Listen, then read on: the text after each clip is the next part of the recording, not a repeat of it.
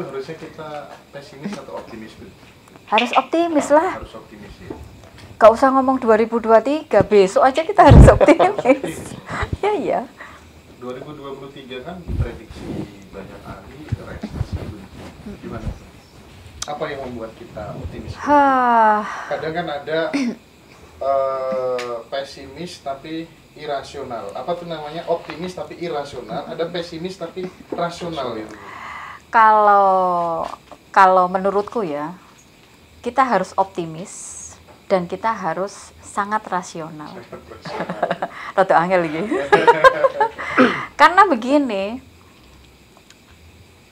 Tuhan kan sebenarnya sudah memberikan jaminan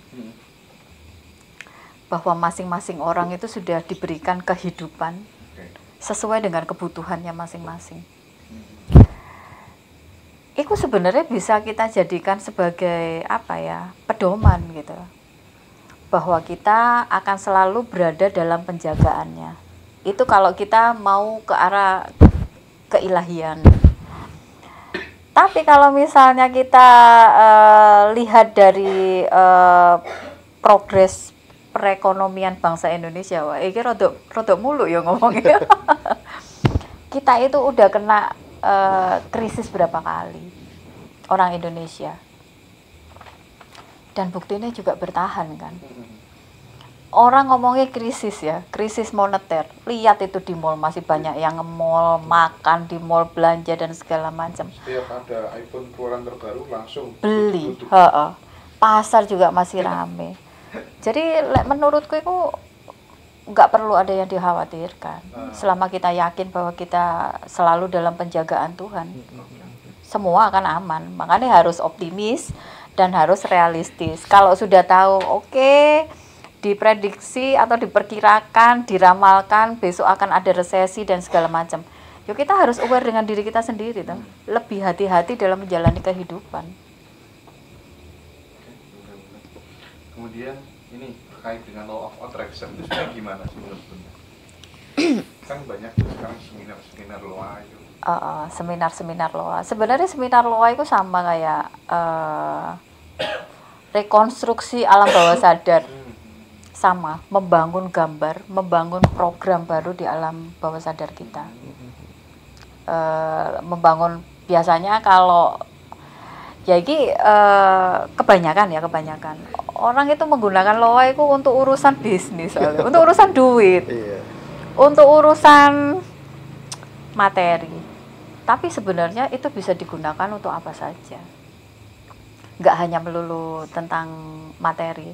Jadi itu salah satu teknik untuk memprogram alam bawah sadar kita. Jadi yang bagus-bagus yang diprogram untuk gantiin gambar-gambar yang ya mungkin udah kurang memberdayakan, udah tidak realistis, udah tidak sejalan dengan kondisi kehidupan yang saat sekarang. Jadi itu ditumpui dengan program-program baru. Bagaimana merekonstruksi program bawah sadar kita saat punya hutang 70 juta supaya bisa lunas? Konkretnya seperti apa caranya? Kemarin 100 juta, saiki 70 juta, mudun yo. Sudah bisa ngangsur 30. Oh, ngono ya. Begini, kemarin itu juga ada pasien dari Jakarta juga begitu. Sama Tulungagung juga begitu. Jadi punya kewajiban banyak di bank. Sebenarnya itu kan tergantung kita ya. Kayak tadi, kita harus punya grand design atas hidup kita sendiri. Ketika permasalahan utama kita adalah hutang 70 juta, ya berarti yang harus dibangun itu kan keyakinan di alam bawah sadar kita bahwa kita bisa melewati dan kita bisa bayar itu.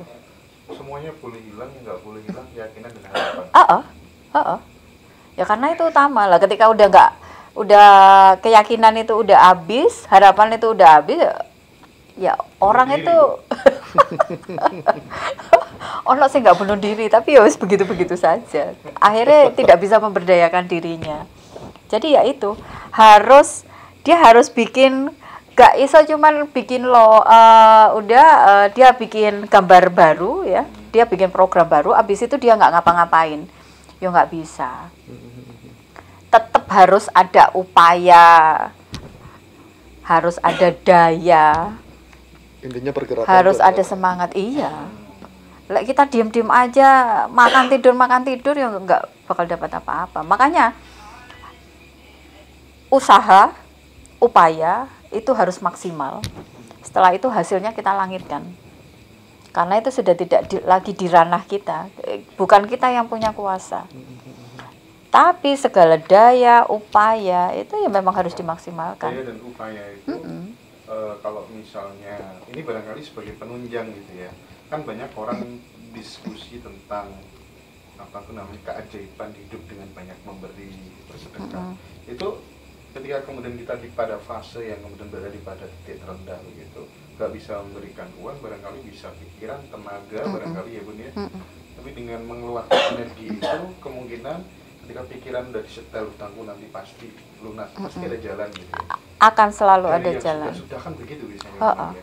Dan itu jalannya kadang-kadang dari arah yang kita nggak sangka-sangka. Wes ujuk-ujuk ada, ujuk-ujuk ada gitu. Tapi poinnya harus ada pergerakan. Harus ada pergerakan, harus ada movement, harus ada daya, harus ada upaya di sana. Kalau saya harus ada ATM. Apa ATM? Amati, ya kan? Tiru? Teliti, Oh, bukan amati, tiru modifikasi. Iya. Amati, tulis, modifikasi. Nyalonkan kades selisih 7 suara misalnya. Wah, itu lara hati gue. Saya cuma 7 suara. Memproyeksikannya ke depan supaya bisa terpilih lagi. Oh, masih kepengen? Iyalah. Setelah kalah 7 itu? Kemungkinan masih kepengen. Masih kepengen. Calon Pak Kades ya? Sudah kemarin, Oh, sudah? Kemarin gagal. Belum berkesempatan. Oh, Cuma selisih. Tuhan akan memberikan waktu terbaik. tapi dapat istri cantik Bu. Oh, gitu? Bu, setelah habis kontestasi pilkades kan, gagal beberapa waktu kemudian langsung dilamar sama orang kaya Bu di kampungnya. Malam ini gitu. ke rumah. Oh, gitu? Saya tak tinggal keluarin, malam ini ke rumah. Ya berarti memang rencana Tuhan itu bukan menjadikanmu sebagai kades. Ya intinya seperti ini. Kalau saya apa namanya tanggapi itu, apapun yang menjadi hasil itu yang terbaik. Toh masih ada hari esok, lusa dan seterusnya. Betul. Dan kita harus tetap berjiwa kesatria. Betul. Selama kita Memang masih apa tuh namanya, orang kalah itu selalu banyak. Itu untuk mengobati hatinya. Loh, aku kok melo-melo Mas Hendra ngeceng dia. roasting. Tapi Tuhan itu akan memberikan yang jauh lebih baik dari yang kita inginkan. Pasti grade-nya itu akan lebih tinggi dari apa yang sudah direncanakan Apapun Tuhan. itu pasti ada konsekuen. Jadi kontestasi itu ya konsekuensinya ya antara jadi dan tidak. Dan itu tidak buruk menurut saya. Dan itu dilakukan dengan sadar kan? Sadar. Bahwa ketika nyalon itu kemungkinan 2 jadi atau nggak jadi. Tapi lek 7 ini loh. Nanti saya lanjut ke Mas Rozi nanti. Oke. Ini ada suatu hal yang penting sekali untuk kita dengarkan dari Ibu Rahma. Afirmasi sukses dan bahagia yang kemudian bisa kita masukkan di dalam bawah sadar tuh. Tolong Bun, kita diajarin Bun, seperti apa kira-kira biar bisa